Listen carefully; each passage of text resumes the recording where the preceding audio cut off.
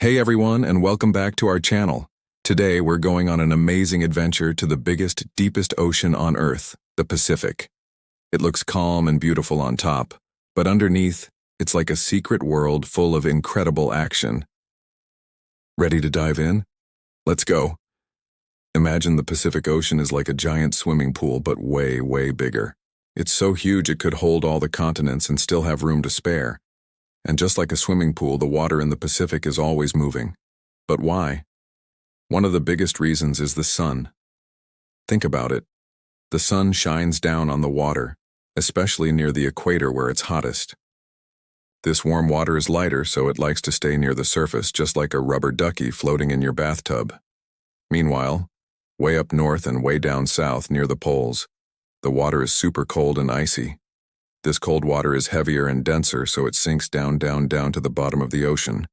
So now you have warm water at the top and cold water at the bottom. This difference creates giant, slow-moving rivers inside the ocean called currents.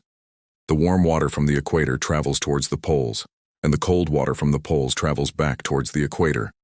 It's like a giant worldwide conveyor belt for water, constantly mixing everything up. This is super important because it moves heat all around the planet, kind of like a global air conditioner, helping to keep our weather from getting too extreme. But the sun isn't the only thing making waves. Have you ever blown on a cup of hot chocolate to cool it down? You see little ripples on the surface, right? Well, the wind does the same thing to the ocean, but on a much, much bigger scale. Strong, steady winds blowing across the Pacific push the surface water along, creating massive currents that can circle the entire ocean. These are different from the deep currents and are more like fast-moving rivers on the ocean's surface. Sailors have known about these currents for centuries and use them like highways to travel across the vast ocean. If you catch the right current, it's like getting a free push for your boat. Now for something really cool, the shape of the ocean floor. It's not flat.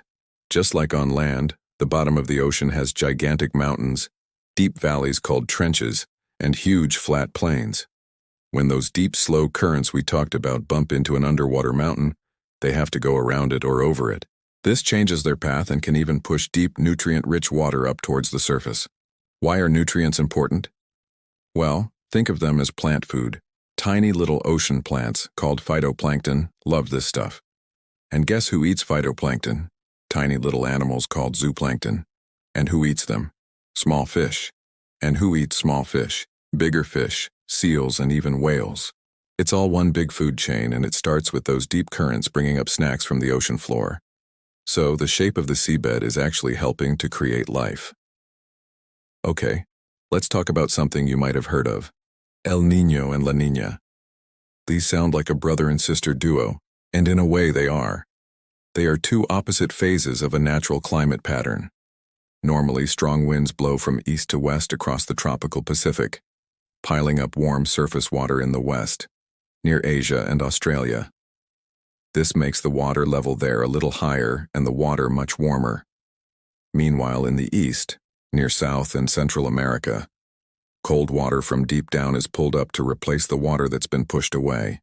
But during an El Niño year, those winds get weaker, or sometimes even reverse. Without the strong push, the big pile of warm water in the west starts to slosh back across the ocean towards the east.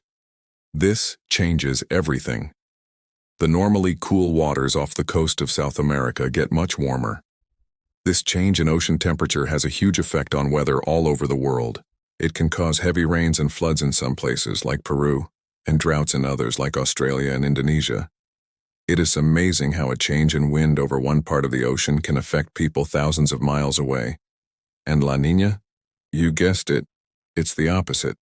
The normal east to west winds get even stronger than usual.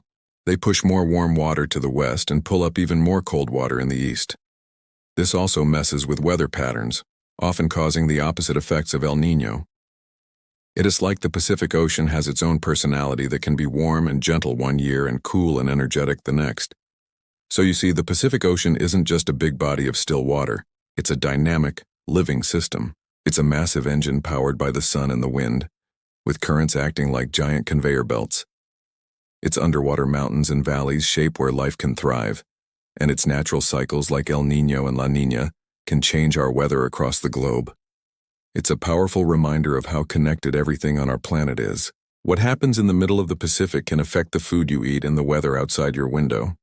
By understanding these incredible ocean dynamics, we can better appreciate the amazing world we live in and the importance of protecting it. Thanks so much for joining our deep dive today. I hope you learned something new and exciting about our incredible Pacific Ocean. If you enjoyed this adventure, don't forget to hit that like button, subscribe to the channel, and ring the bell so you don't miss our next exploration. See you next time.